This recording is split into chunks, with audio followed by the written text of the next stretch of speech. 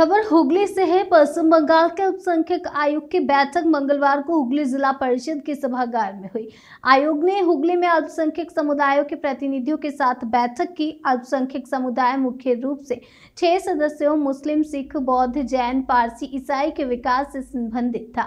जिलाधिकारी मुक्ता आर्य, हुगली जिला परिषद के सभाधिपति रंजन धारा, जिला परिषद के कर्माध्यक्ष निर्मला चक्रवर्ती, सुबीर मुखोपाध्याय, एसडीओ श्रीरामपुर शंभुदीप सरकार, एसडीओ स्मिता सान्याल शुक्ला, चंदन नगर के विष्णुदास, आरामबाग की एसडीओ सुभाषिनी सहित जिला के तमाम उच्चाधिकारी बैठक में शामिल हुए। इनके साथ आयोग के चेयरमैन तथा पूर्व राज्यसभा के सांसद अहमद हसन, आयोग के सचिव व IAS Shakeel Ahmed, vice chairman व पूर्व विधायक माइकल सेन कालडाट, आयोग के सदस्य शहनाज कादरी उपस्थित थे। बैठक के बाद आयोजित प्रेस कॉन्फ्रेंस में अहमद हसन ने कहा कि आयोग अल्पसंख्यकों की स्थिति को देखता है कि उनका विकास ठीक से हो रहा है या नहीं, शिक्षा के मामले में वे कितना आगे बढ़ रहे हैं, उन्हें विभिन्न सरकारी परियोजनाओं का लाभ ठीक से मिल रहा है या नहीं। जरूरत पड़ने पर प्रशासन से बात करेंगे, यदि कोई कमी हो तो हम उसे पूरा करने का प्रयास करेंगे।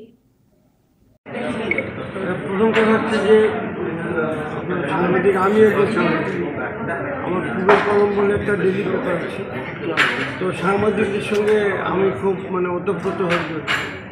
প্রথম কথা হচ্ছে যে আপনারা জানেন বোধহয় পশ্চিমবাংলায় একটা ওয়েস্ট বেঙ্গল মাইনরিটি কমিশন সম্ভবত বেশিরভাগ রাজ্যেই রয়েছে, আর জাতীয় পর্যায়ে আছে, দিল্লিতেও আছে। এটা মাইনরিটি কমিশন 6টা মাইনরিটি কমিউনিটি যারা আছে তাদের একটু সমস্যা থাকলে, তাদের কোনো বঞ্চনা হলে, তারা কোনো কিছু না পেলে সেটা দেখে। এই 6টা কমিউনিটি হলো আমাদের শিখ, আমার পাশে বসে আছে, আর তারপরে রয়েছে বৌদ্ধ, জৈন, তারপরে খ্রিশ্চান, পারসিক এবং মুসলিম। একেবারে বাদ দিলাম না? তো এই সবাইকে মিলে মাইনরিটি কমিউনিটি। তো পশ্চিমবাংলাও তাই, আমাদের মাইনরিটি কমিশনে সকলেরই রিপ্রেজেন্টেশন রয়েছে। এখন আমরা একটা জিনিস দেখি জেলা ভিজিট করে, যে সংখ্যালঘুদের অবস্থা কীরকম। সবার কথাই ভাবি আমরা, তো তার মধ্যে সংখ্যালঘুদের অবস্থান কোথায়, তাদের ঠিক মতন ডেভেলপমেন্ট হচ্ছে কি না, তারা শিক্ষার ক্ষেত্রে কতটা এগিয়ে, বা তাদের যে সমস্ত গভর্নমেন্ট ইয়েগুলো আছে, প্রজেক্টগুলো আছে, তো তারা পাচ্ছে কি না, এই সমস্ত জিনিস আমরা দেখি।